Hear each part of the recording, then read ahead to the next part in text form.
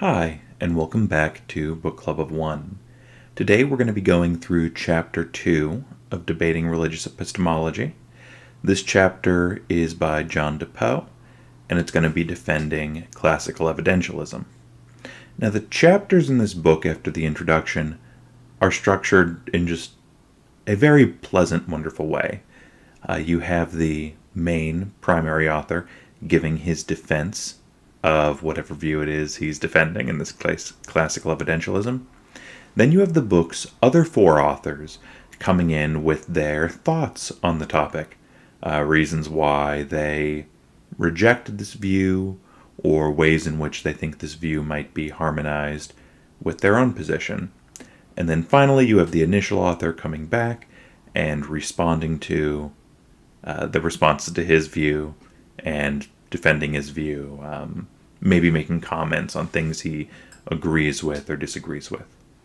So before we get to the responses from other folks, we have to go through John DEPOE's own statement of and defense of Classical Evidentialism. He structures his essay with four parts. The first bit defines what Classical Evidentialism is. The second bit argues for Classical Evidentialism. Third part applies the theory to a couple of difficult cases, in particular divine hiddenness and epistemic peer disagreement, which, as we talked about in the introduction, each of the authors in this book have been asked to respond to or address in some way with their epistemological theories. And then finally, he addresses a particular objection to his view. Okay, so let's start off with how he defines Classical Evidentialism. In terms of religious epistemology, what John DEPOE means by Classical Evidentialism is something like, it's never reasonable to hold a religious belief without evidence. Now, before he gives this view is going to be made up of two subviews: Classical Foundationalism, which we talked about a bit in the introduction video, and Evidentialism. But before we get into that, he has a couple things to say about what his view is not. Now, in most of the literature on this topic, evidentialism is used almost as a foil for other better views. It's not very widely held. And this isn't just among religious epistemology folks. It's just among epistemology people in general. The concern generally with evidentialism is that it's going to lead to skepticism, and so it's often rejected on those sorts of grounds. He points out that many of the foils that are presented in textbooks, because you'll read an epistemology textbook and it'll talk about evidentialism at the beginning, and it'll explain what it is, but they don't really expect you to hold this view, and the view is almost being set up as an example of what's false and something that's going to be knocked down. I don't want to call it a straw man because it's not attempting to debunk a specific person's view. It's being used as an example of a view that at first blush seems plausible and that isn't. So in like an religious epistemology textbook, they might say an evidentialist believes something like, most people who are religious, their views aren't justified because they don't have evidence for them. DEPOE wants to make it clear right off the bat that this is sort of a bastardization of his view. He, of course, doesn't believe that most religious people are unjustified in their belief because they lack evidence. Rather, he thinks plenty of religious people do have evidence. Now, maybe he's going to think more people who hold religious belief are unjustified than some of the other authors in this volume, but it's not as though he thinks most people who hold religious belief are unjustified. Maybe an atheist evidentialist would think that, but a Christian evidentialist certainly isn't going to think that. He does admit that his view is widely rejected, but he thinks it's defensible, and he thinks that it is a view that, if you're reasonable with it, and present it in a defensible way. It's perfectly defensible, and it's kind of sad that it's on the outs and not as widely accepted. Okay, so we already mentioned that classical evidentialism is going to be made up of the classical part, represented by classical foundationalism. I keep mispronouncing that this video. I'm so sorry. And the evidentialism part. So what do we mean by classical foundationalism? Brief refresher from what we went over in the introduction. So by foundationalism, DEPOE means something like, we don't have circular justifications. That is to say, if one belief provides support for another, then the second belief doesn't in any way provide justification for the first. And so this means that beliefs sort of flow in one direction, which is also the name of a band. You have a belief that's based on another belief, and those beliefs may be based on other ones, but at a certain point in time, you get to a first basic belief that is not inferentially justified by other beliefs. And a belief is, as we said in the introduction, properly basic if it's a justified basic belief. If it's not justified by other beliefs, but it's still justified in some way. So, that's what we mean by that's what we mean by a foundationalist. What do we mean specifically by being a classical foundationalist? By classical foundationalist, what DEPOE means is he thinks that properly basic beliefs are incorrigible. They simply cannot be corrected. You know that they're the case, and there's no way for you to be incorrect about them. So he gives the example of a headache. Suppose you have a splitting headache, and a neurologist comes and they scan your brain and they say you in fact don't have a headache.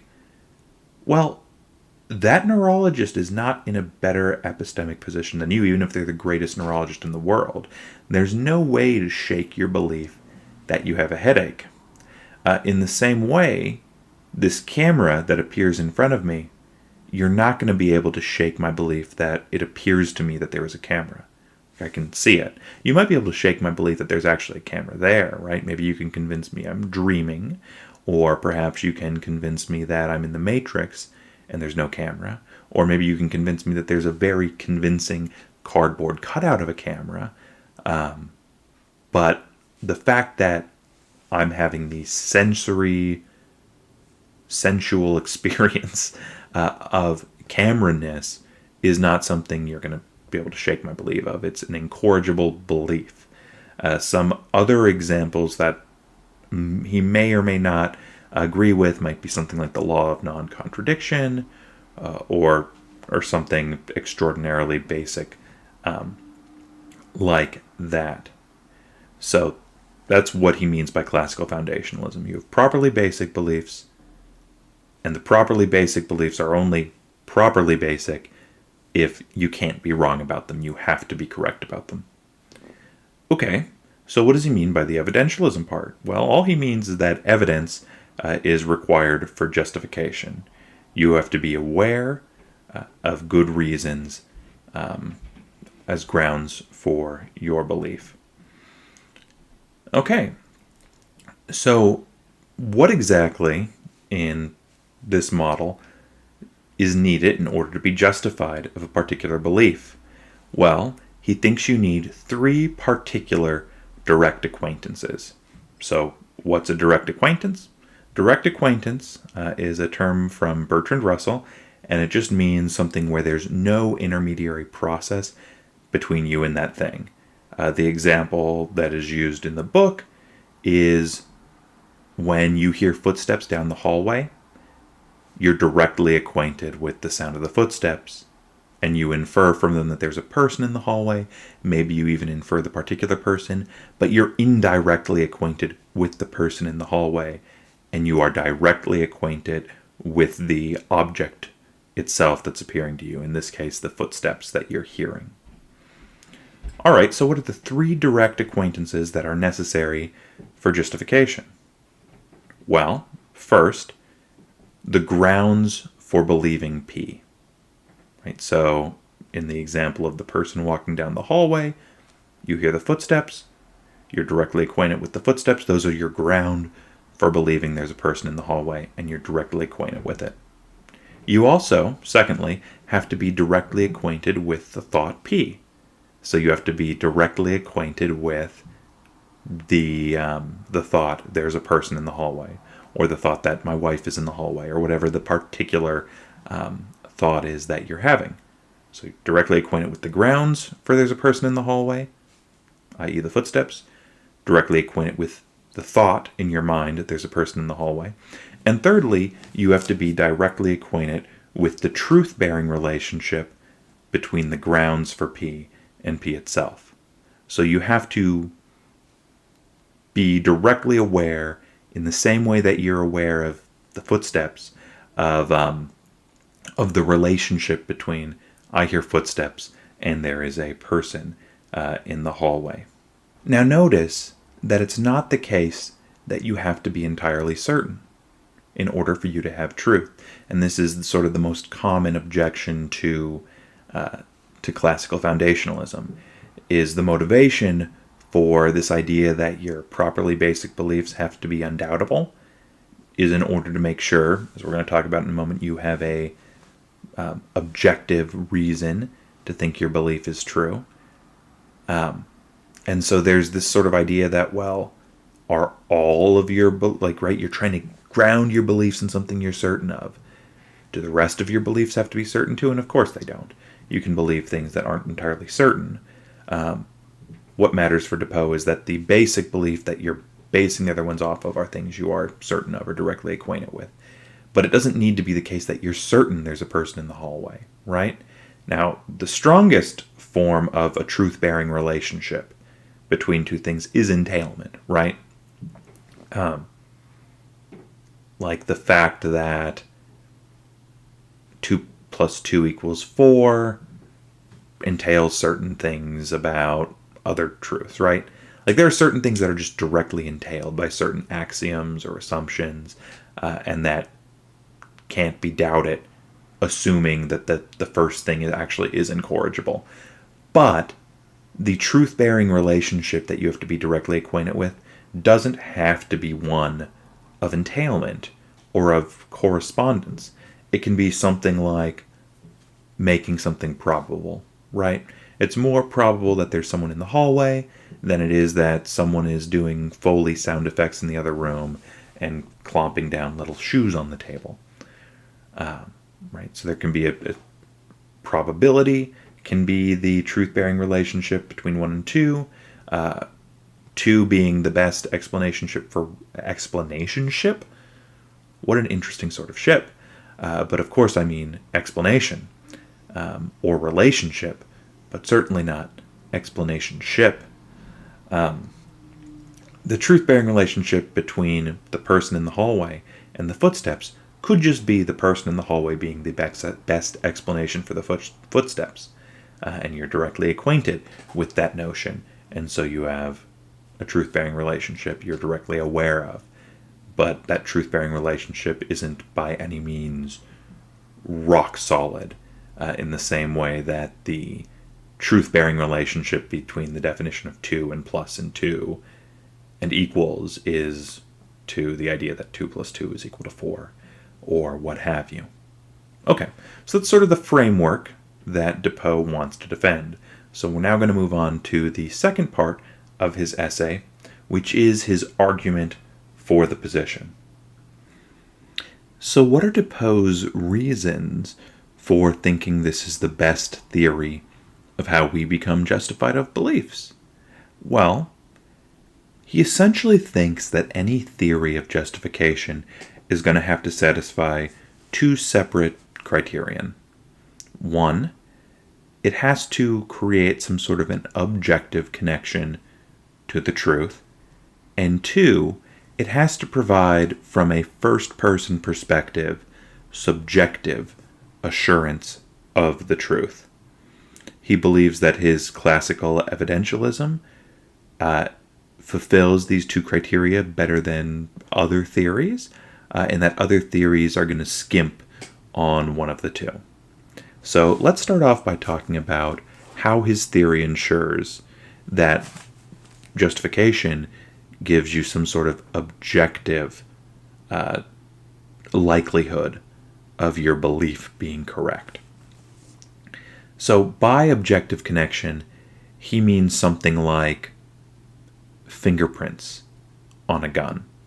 Say you're investigating a murder, and there are fingerprints on the murder weapon. It's objectively more likely, given those fingerprints, that the person the fingerprints belong to is guilty than it would have been had those fingerprints not been there. Like, not just the analysis you make in your mind, but in the real world, those fingerprints make it more likely than it otherwise would have been that that person is the murderer. Whereas if you shake a magic 8-ball and you ask, is this person the murderer, and it comes up yes, that doesn't provide any evidence whatsoever that the person is a murderer. There's no sort of objective connection between the fact that the magic 8-ball ended up a certain way and that the person was the killer.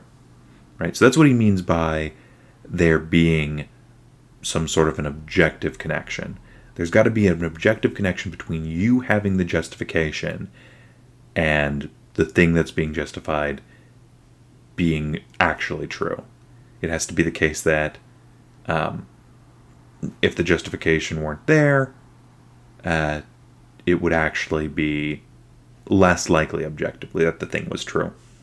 So how does classical evidentialism create this sort of objective connection between you being justified in believing P and P being true? Well, because your beliefs have to be linked to things that you know for a fact, to things that are incorrigible, that you couldn't be incorrect about. And so since all your beliefs are linked to things you couldn't be wrong about, there is this sort of objective connection to the truth.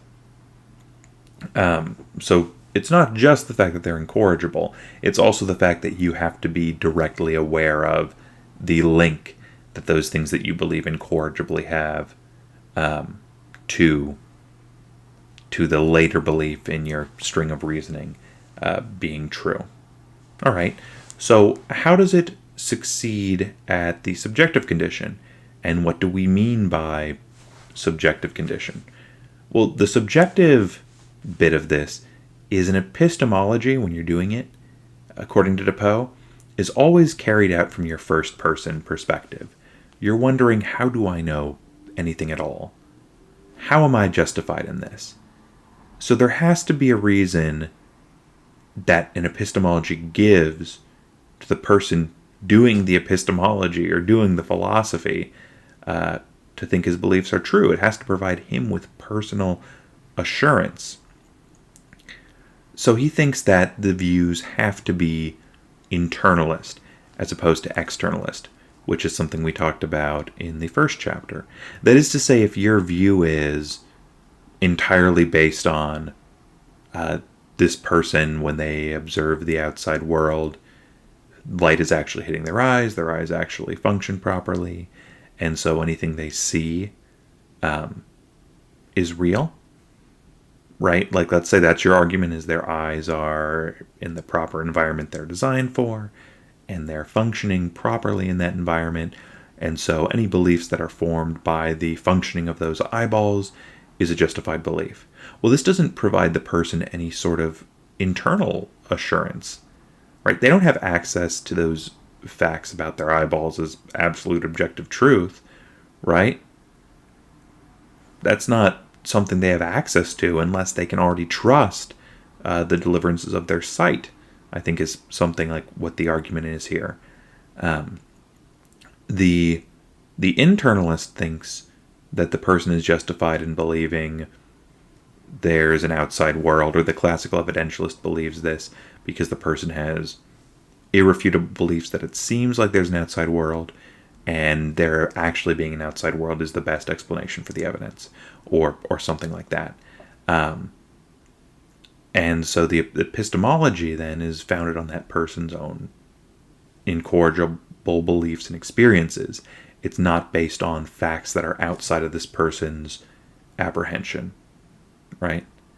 Saying, oh, well, if your eyeballs are functioning properly in the proper environment, you will form correct beliefs about how the outside world looks, doesn't really provide a whole lot of assurance to someone who is presently doubting and thinking, I'm in the matrix, right? That's sort of his argument here for why we should be internalists and why only internalist positions actually work from the first person perspective doing epistemology, and why that's important. So he gives, right, if it's purely hypothetical, it's not applicable, but he gives this thought experiment of Norman the clairvoyant. And so Norman is psychic. He doesn't know it. His psychic powers have never gone off before. He's never, with his third eye opening, perceived facts about the world. But it is the case that under the right circumstances, he will generate entirely accurate beliefs about the world. And they will be accurate. And they will be true. But he's not aware of any of this.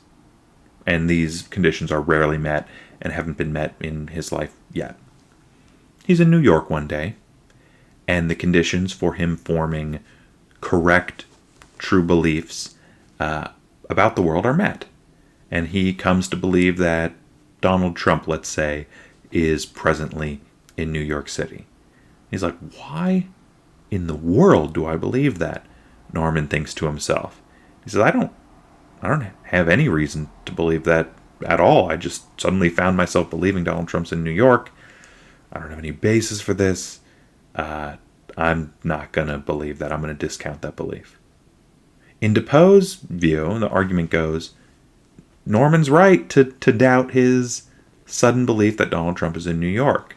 Right? If he finds out later by reading the newspaper Donald Trump's in New York, he's rightly going to chalk it up to a weird coincidence that he happened to have that belief and that the belief turned out to be true. And he is going to, upon reflection, doubt that initial belief that Donald Trump is in New York simply because he's not aware, in DEPOE's view, of the truth-bearing relationship between his thought that P is the case and whatever the conditions were that caused him to truthfully believe that Donald Trump is in New York. Right? That's the direct acquaintance that he's lacking. He's lacking the truth-bearing relationship between whatever caused him to have the belief Donald Trump's in New York and the fact that Donald Trump is in New York. And so because of that, he doesn't actually have justification, and he's going to discount that view. Right? So the classical evidentialist view gets this subjective bit by requiring that we have direct acquaintance with all three bits, with the grounds, with the thought itself, and with the relationship between those two grounds. And that's how this theory gives us sort of subjective assurance that we have those views. Now, DEPOE thinks that other views are going to either fail to create some sort of objective connection to truth, and he thinks other internalist views will do that. If you have another view that is entirely based on things people have direct acquaintance with, but it's not having properly basic beliefs that are incorrigible, that are definitely true, well, there's going to be serious doubt that there's objective connection between this person's beliefs and what is true about the world. So other internalist positions fail. He thinks externalist positions are generally going to fail because they're going to not provide the person subjective assurance. Externalist positions will talk a lot about how our systems deliver us true beliefs when they operate under the correct circumstances, but they're not going to provide the person who's doing the thinking any reason to trust his beliefs, right? They're just simply going to assert, oh, your beliefs are accurate because they're generated by properly functioning systems. But they don't provide the person who has the properly functioning systems any reason to think his systems or his beliefs are true. They're just sort of these statements from a third-person perspective. They don't provide any first-person assurance. And finally, DEPOE thinks, well, even if one of these other theories does fulfill the objective criterion we've set out, or the subjective criterion we've set out, it's going to be done in sort of an ad hoc or weaker way. It's not going to do it as well, or something's going to be tacked on to the theory it's going to allow it to meet these criterion, but it's going to be like this extra clunky thing. And classical evidentialism just best fulfills these two criterion. Now we're going to move on to section 3 of DEPOE's essay, where he applies his view to a number of problems about how we know facts about religion, or about, not about religion, but about the topics of religion, or just challenges to the rationality of faith, and how his view deals with those objections. So his first application deals with natural theology, which I believed we defined in the introduction, but basically what we mean by natural theology is things we can know about God or about the supernatural on the basis of reason or on the basis of observing nature. So for him, natural theology is very important, and arguments for God's existence are very important because religious beliefs need to be justified by evidence. They're not properly basic. Some things that we believe about God are not incorrigible. We can doubt them. We don't know them for absolute certainty in the same way we know I'm currently perceiving a camera. Now, he wants to make very clear, because generally the objection to his view is, well, it's really odd if most believers are unjustified, especially if Christianity is true. Wouldn't it be really, really weird if all these people were correct and were going to be rewarded for that correctness in some way, but they're actually not justified in their belief? And so he says, look, in order for you to be justified, in order for you to have evidence, you don't need to be familiar with all the philosophical arguments. Things like the testimony of others who tell you about their faith, that's evidence. Things like a religious experience, or very simple sorts of arguments, like, there's historical evidence in the Bible that Christ rose from the dead, or a simple thing like the Kalam cosmological argument. Like, you don't need to be a philosophy PhD in order to be justified. Now, if your simple arguments are attacked, or if the testimony you were given is attacked, or you gain a reason to think naturalism might be true, and your religious experience might be illusory, well then you're going to need to defeat those defeaters, right? You're going to need reasons that are stronger. But if you're not an expert on theology or on philosophy or apologetics or whatever, you can still be justified in the same way that I'm justified in believing that the earth is round despite not being a geographer or a astronaut or a particularly great physicist, right? If I were given reasons to doubt the world was round and I looked into it more, I'm sure I could satisfy those doubts and come up with reasons to believe the world is round. But the fact that I don't have those now doesn't mean my belief is unjustified, right? I can believe things on the basis of the testimony of others or on the basis of simple arguments. Okay. It's also not the case, he wants to point out, that any single argument needs to be a knockdown, drag-out argument for the existence of God. Cumulative cases, and wow, I keep slurring my words today. Cumulative cases are a thing, right? Even if the Kalam cosmological argument doesn't work, we got Ed Fesser's 5 ways. We got him, we got Stump, we got all sorts of arguments for the existence of God. And even if none of them individually is a knockdown, drag-out argument, it could still very well be the case that together they provide an extraordinarily strong cumulative case for the existence of God. And so it's not necessarily the case that for us to be justified, like the greatest philosopher to be justified, they don't have to have a perfect undoubtable argument. And finally, it's not the case that you have to be 100% completely certain in order to be justified in God's existence, right? Like, I'm not 100% completely certain that the external world exists, right? How could I be? It's possible I'm dreaming presently, or that I'm in the Matrix once again. I have very, very, very high credence to the belief that the external world exists, but I'm not 100% certain.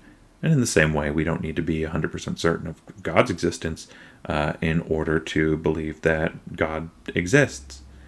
A benefit of classical evidentialism, DEPOE points out, is that it puts all the different competing views on an equal ground. The same exact onus is placed on competing religious views. Same exact onus is placed on an atheistic worldview. He throws this thing in there where he says the same exact onus is placed on an agnostic worldview, and he defines agnostic as it's impossible to know whether or not God exists, right? It's not possible for someone to be justified in believing he doesn't. It's not possible for believing that he does. And so on that definition of agnosticism, yes, it's quite true that worldview has the same burden of proof as any of these others. Even though that's kind of that's a way to define agnosticism. It means that in some contexts. Okay, so the other two things we're going to apply this to are divine hiddenness and pure disagreement. So the idea is that divine hiddenness is likely a bigger problem on classical evidentialism than it might be for some of these other views. Because on these other views that we're going to talk about later, it might be the case that we're designed to form beliefs about God naturally. And if those beliefs are formed by systems that are functioning properly and are supposed to deliver us truths, well, then we can be justified in believing them even without evidence. But on classical evidentialism, the fact that it's not super, super obvious that God exists, well, that might be a bit more of a problem. And it's a bit more of a problem if a lot of people have unjustified religious beliefs in the first place. If they don't have evidence, but they decide to continue believing for psychological reasons that don't have any link to the truth of what they believe. It seems like if God were real, that wouldn't be the case. That people who believe in him would all be justified. That they wouldn't lack justification. And it also seems like, and this is the normal way the problem of divine hiddenness is put, that there wouldn't be so many non-resistant non-believers, right? The claim is right now in the world there are a lot of people who would come to believe that God exists, or who would come to Christianity or whatever religion it was, if they were given sufficient evidence to justify that belief. And they lack that sufficient evidence, and so because they lack that sufficient evidence, they don't believe. But they would believe if they had that evidence. But if God existed, well, then anyone who would come to faith if they had the evidence, God would provide the evidence to. And so the argument goes, this provides, evidence against God's existence if both of those things are true. So what's DEPOE going to say in response to this? Well, first, even though it's not obvious that God exists, right, in the same way that it's obvious that this camera in front of me exists, it's not obvious God exists in that same way. You can still have evidence for it, and it can still be extremely strong. It's kind of like the world being round. We have very strong evidence in order to believe the world is round, even though it's certainly not obvious to anyone born that the world is round, right? You have to reason through it, or you have to accept it on the basis of testimony. It's not obvious, and we still should believe it, and that's essentially DEPOE's view, is, well, if you honestly and sincerely, analyze the evidence, you'll become convinced. Or even if you don't become convinced, like maybe you hear a couple arguments, but you fail to recognize how compelling and persuasive they actually are when taken as a comprehensive whole. So then the question is, why is it the case that it's not more obvious? Why wouldn't God make it more obvious? Well, in addition to maybe people rejecting the existence of God on the basis of them not fully recognizing the power the cumulative case for God's existence has, it might be the case that a lot of people just aren't interested in knowing whether God exists or not. And so there's at least a partial failure on that part for not pursuing truth on this particular topic. Why is it important for God to allow this partial failure? Well, because if God made it exceedingly obvious that he existed, he would be in some important way limiting our ability to freely respond and to come into a closer relationship with him. He quotes Pascal as saying, well, God gives enough light to those who see if they desire it, and enough darkness for those who desire to reject God, to reject him, if that's what is preferred. The world is systematically ambiguous in order to reward those who desire a relationship with God for pursuing that relationship with God. Faith is, in DePoe's view, a cognitive choice. It's a response to the evidence that's there, and it is there's also a quote from Lewis that he gives, which might be in the next section on pure disagreement, but it essentially boils down to, we don't need faith in order to keep us from the jaws of rationality, but rather we need faith to keep us from the jaws of our own laziness or of our own sloth. I guess laziness and sloth are synonymous, but we need faith in order to keep us from the jaws of our lust and our other desires. Many times we may in fact desire to not believe there is a God. And so faith as a virtue is this cognitive ability to respond to the evidence that there is without being shaken by our own passions and desires for what the truth is to be, is essentially his account of faith here. And he thinks that divine hiddenness is designed to encourage and reward faith.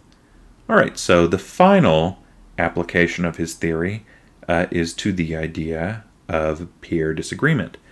And so here's the argument. The argument is, let's say you're doing a long sum of numbers, and you and a couple friends are doing them as well. You get an answer. You're pretty confident your answer is correct. Your friend next to you also comes up with an answer, and the two of you have different answers. Well, even if you were confident in your answer before, you have a pretty good reason to doubt it, because your friend is just as good at math as you. One of you is wrong, so you're going to have to rework the sum and figure out the answer. So, likewise, since there are professional philosophers who doubt the existence of God, isn't it the case that professional philosophers who believe in the existence of God should lower the credence they give to that position because peers to them have come to different conclusions? So there are a couple of different ways that he wants to respond to this. The first is, it's simply difficult to actually come by true peers on topics that are this complex and complicated. We all have different exposure to arguments and ideas. We all have different life experiences, and those actually create differences between who is best qualified to come to these conclusions or not. So it's likely more difficult to come across true peers on questions like this than it might initially seem. But more importantly, if you have knowledge about why two people disagree, that undermines your reason for using the disagreement as an undercutting defeater for your belief. So, Take, for example, the sum question again. Let's say someone asks, what's the sum of the prime numbers between 1 and 10? Two people do the math. One person comes up with 17. The other person comes up with 15. Now, let's do the math real quick.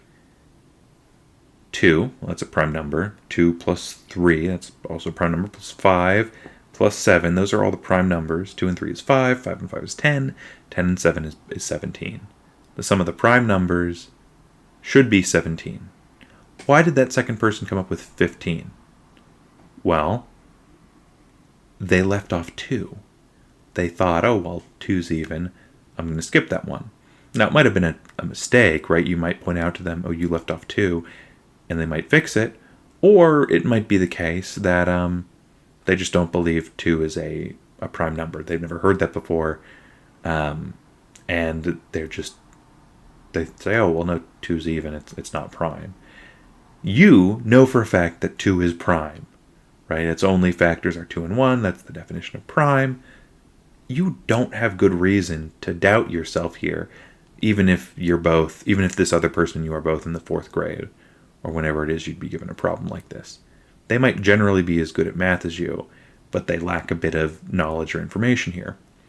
So knowledge about what specifically you disagree on and why you disagree gives you a reason to not allow the disagreement to undercut your certainty of your view. So even if you and someone else disagree, say, on the kalam, even if they're just as smart as you or even smarter, if you can identify the issue with their reasoning, you no longer have an undercutting defeater. I think this is a good response in general to the issue of peer disagreement. Okay, so now of course, before we move on, certain types of justification are more liable to being undercut by peer disagreement than others. So for example, if your faith is entirely grounded on the testimony of others, what your parents told you or what religious authorities told you, well, other authorities on the matter, when you become aware of their views, that is going to give you an undercutting defeater. And even other peers of yours who say, well, my authorities believe the opposite, is going to give you an undercutting defeater. Testimony is very liable to being undercut by peer disagreement. So you should try to ground your religious beliefs on things other than merely testimony of others. The final section of DEPOE's essay deals with one more objection, and this is that his view undermines faith as a virtue. Now, we've already talked about this a little bit when we talked about DEPOE's response to the problem of divine hiddenness. DEPOE does not think faith is somehow belief without evidence or belief opposed to evidence. You shouldn't believe things that you don't have evidence for on DEPOE's view. You should believe incorrigible, properly basic things, and you should believe the things that are evidenced ultimately by those incorrigible beliefs. So he definitely doesn't think you should ever believe without evidence or opposed to evidence. So he has to, if he's going to be a Christian, he's going to think faith is a virtue, going to have to explain what it is he thinks faith is, if it isn't belief in opposition to evidence or belief without evidence. And as we said earlier, when we talked about divine hiddenness, he thinks faith as a virtue is something like steadfastness in your belief. And this is where he uses that C.S. Lewis quote, that we go on, faith is the virtue that we go on believing, not in the teeth of reason, but in the teeth of lust, terror, and jealousy, and boredom, and indifference. And he also, so in addition to that, faith as a sort of steadfastness in the belief that you have evidenced, he also wants to talk about faith as a sort of trust. And this is the sort of view that I have on what faith is. So he uses the example of his wife. If he's confronted with some minor evidence that his wife cheated on him, he's going to trust his wife. It would take very serious evidence to cause him to believe that his wife cheated. A rumor going around the office, or something minor, isn't going to cause him to think that his wife cheated on him. And that faith isn't baseless. It has groundings in their personal history together. And so it's entirely warranted. So he isn't, with this view, diminishing faith or the usefulness of faith at all. Rather, he's just explaining what faith is, which is a steadfast belief in accordance with the evidence and a personal sort of trust that's grounded in the character of the other person, as opposed to, he would say that the character of the other person is some sort of an evidence, and their history together is some sort of an evidence, but as opposed to like some sort of a rational argumentation, more of like just a trust in a person. Now, we're going to stop here, and we're going to have a second video where we discuss the responses. This video is already over 45 minutes of length, which is